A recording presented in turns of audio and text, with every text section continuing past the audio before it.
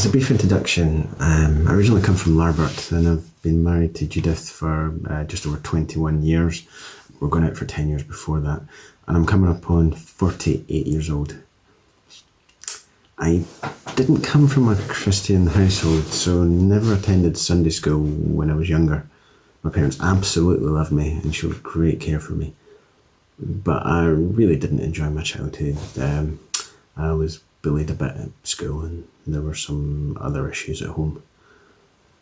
My father and his family were pretty ardent atheists. I think they considered themselves a group of free thinkers. One of my relatives told me he read the Bible as research to help argue against it more vociferously. I'd started down that path of atheism myself, and as I recall, one day on the way home from high school, ripping up the Bible that had been given to me that day.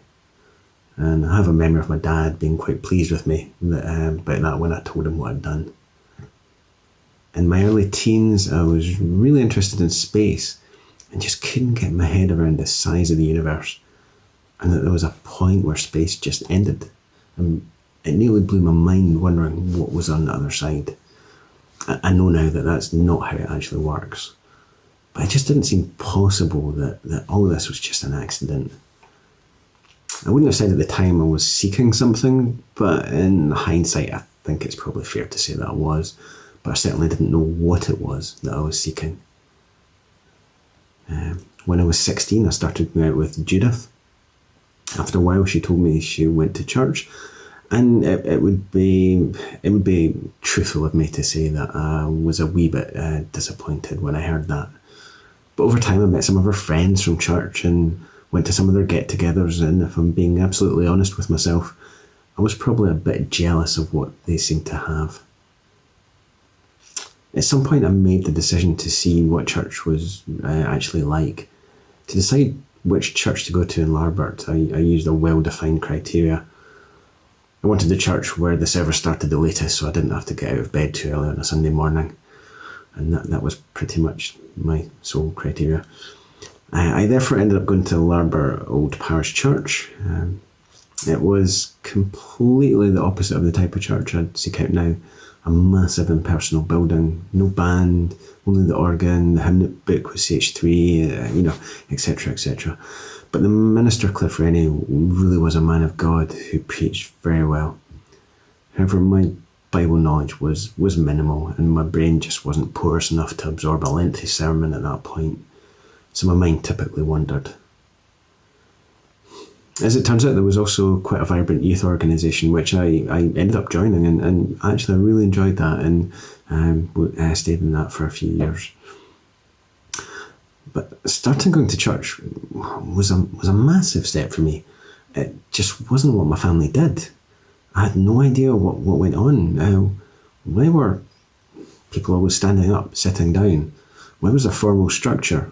People wore grey suits. And why did the third verse have no organ? Why were there threefold amens? Etc., etc. But, well, to be fair, I still don't really warm to a lot of that. But possibly one of the hardest things for me was then, and probably even more so now, I feel really uncomfortable meeting new people. So given all that, it just completely amazes me that I ever even started going to church. But over time I got familiar with the process of church, but I'm not convinced that I got any closer to God because of it. I think the thing that changed that was when Judith and I were asked to go on an alpha course when we lived in Cooper and Fife. I remember thinking that I'm used to church, so I really don't need to go. I'll feel uncomfortable meeting new folk, but we've been asked, so it would be polite to say no. So it wouldn't be polite to say no. I would confidently say that was a time that I really became a Christian. It wasn't a big crash bang wallop event, but it was the proper start of my journey. Over time, being a Christian has changed me. Internally, I know God loves me, has forgiven me for everything I've done, everything. And I know I can put my trust in him, and if things are going wrong, then he's there for me. I also do my best to remember him when things are going well, although it's sometimes easier to forget that you need him when things are going well. Externally, I try to be a kinder person towards others. I generally don't care about status. I try not to focus on money, and my idea of what defines success is pretty much completely flipped. However, some of you may have heard Judith's testimony and will know that life hasn't worked out as we'd hoped it would, as we haven't been able to have children. I frequently feel a deep emptiness in my soul because of this, and sometimes find myself getting angry with God about it. On occasion, I think it's a cruel irony that we've both been given gifts that mean we're involved in the Sunday school. But when that happens, it doesn't take too long for me to remember that that's our real family, our church family, and that quickly fills my heart again. I think that that's the biggest area that I need to learn to trust God in, more in, and let him work on me to fix some of that brokenness. I'm also conscious that I need to try to be more attuned to his spirit and to be open to being guided.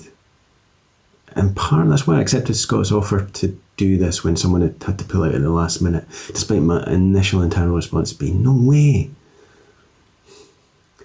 I want to be able to understand where he wants to take me and Judith in the future, and to try to act faithfully upon that. I do, however, find it really hard to hear what God is telling me, but I'm trying. I'm on a journey. I just need to have faith to keep going, even when I can't see what lies in front of me. Thanks very much for taking the time to listen to this, my testimony.